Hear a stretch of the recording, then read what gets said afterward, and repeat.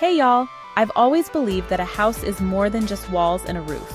It's the backdrop for our lives, where we gather, where we grow, and where our most cherished memories are made. That's the magic of design. And at the very heart of that magic is the architect. They are the dreamers. They are the doers who take a simple idea, a whisper of a wish, and turn it into a physical space. They think about how the morning light will spill into a kitchen nook, and where a family will cozy up on a cold winter's night. It's a calling for people who see the world not just for what it is, but for what it could be. Choosing a career in architecture is about wanting to leave a lasting mark on the world. Think about your favorite building, an old library with soaring ceilings, a modern home perfectly connected to nature. An architect envisioned that. They solved the puzzle to make it beautiful, functional, safe. It's a profession for those who love to blend art with science, creativity with logic. You're not just drawing lines on paper, you are crafting the future spaces where people will live, work, and find joy. It's a profound responsibility, but oh, what a rewarding one it is. The appeal is deeply personal. For some, it's the love of sketching, model making. For others, it's the thrill of solving complex problems like fitting a family's wish list into a challenging lot. You see it all the time on projects. The initial architectural plans are the foundation for everything that follows. A great architect listens to a family's story and translates it into a home. They are part artist, part engineer, part psychologist, part visionary. It's a career for people who are endlessly curious and passionate about making life better through thoughtful design. If you're the kind of person who walks into a room and immediately starts rearranging it in your head or sketching floor plans in the margins of your notebooks, this might just be the path for you. It's for people who feel a deep connection to places and spaces. This isn't just a job. It's a way of seeing the world. It's about building a legacy, one beautiful, well-loved space at a time. It's about creating the home in home, the community in a public square, and the inspiration in a workplace. That's a powerful thing, and it all starts with that first spark of a dream. So you feel that pull toward creating spaces. That's wonderful. But how do you get there? The path to becoming a licensed architect is a marathon, not a sprint. It's built on a strong educational foundation. The first big step for most folks is earning a professional degree in architecture from a program accredited by the NAB. This is usually a 5-year Bachelor of Architecture program. Alternatively, some people get a 4-year pre-professional bachelor's degree. Others pursue a 2- or 3-year Master of Architecture. The key word is accredited. It's non-negotiable for licensure. Once you have that degree, your journey moves from classroom to the real world. This phase is about hands-on experience through the Architectural Experience Program, AXP, managed by NCARB. Think of it as an apprenticeship. You'll work under the supervision of a licensed architect, logging thousands of hours. You'll be involved in schematic design, client meetings, creating construction documents, visiting job sites. This is where theory becomes practical skill. It's where you learn the craft. After education and experience, the final hurdle is the Architect Registration Examination, the ARE. It's a multi-part exam testing all aspects of practice, including building codes and materials, project management, professional ethics. The ARE ensures you can protect public health, safety, and welfare. Preparing takes months of dedicated study. Passing it is the milestone that officially makes you an architect. It's the moment you can finally put those 2 little letters, RA, after your name. Recap. First, get your accredited architecture degree. Second, complete your AXP hours. Third, pass all divisions of the ARE. Check your state licensing board for specifics. This 3-pronged path is standard nationwide. It's long and demanding, but every step builds you into a confident, creative professional. A journey of growth. The destination is worth it. To build great homes, you need more than just a good blueprint. You need the right character.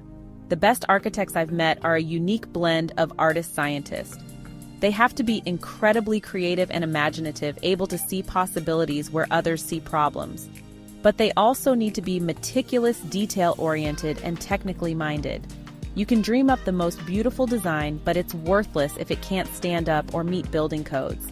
So, a successful architect is both a right brain and a left brain thinker.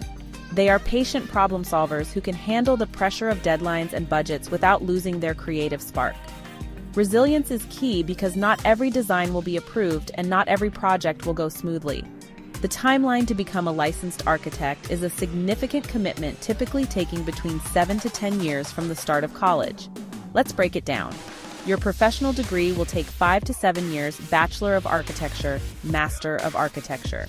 After graduation, the Architectural Experience Program requires you to log 3,740 hours of work experience.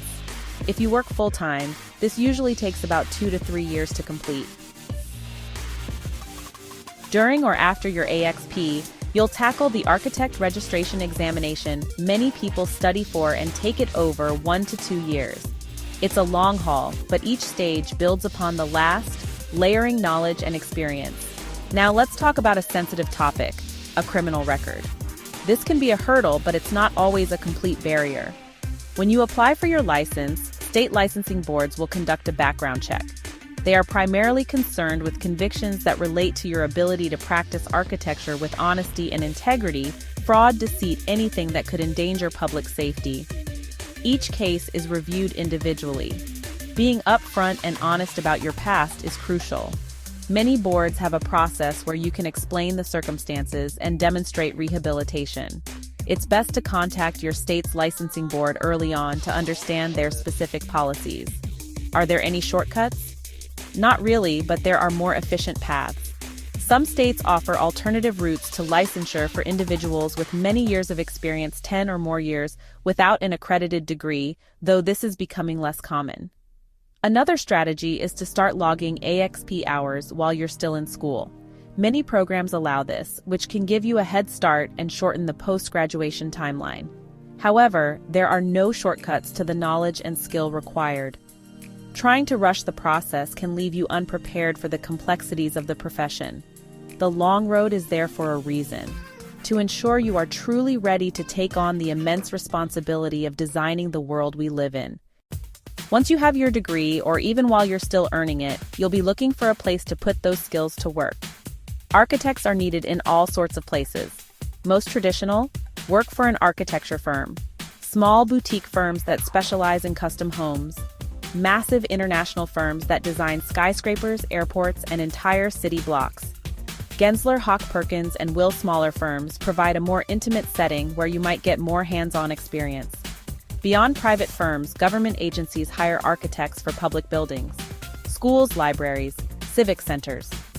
Construction companies often have in-house architects. Real estate developers hire in-house architects too.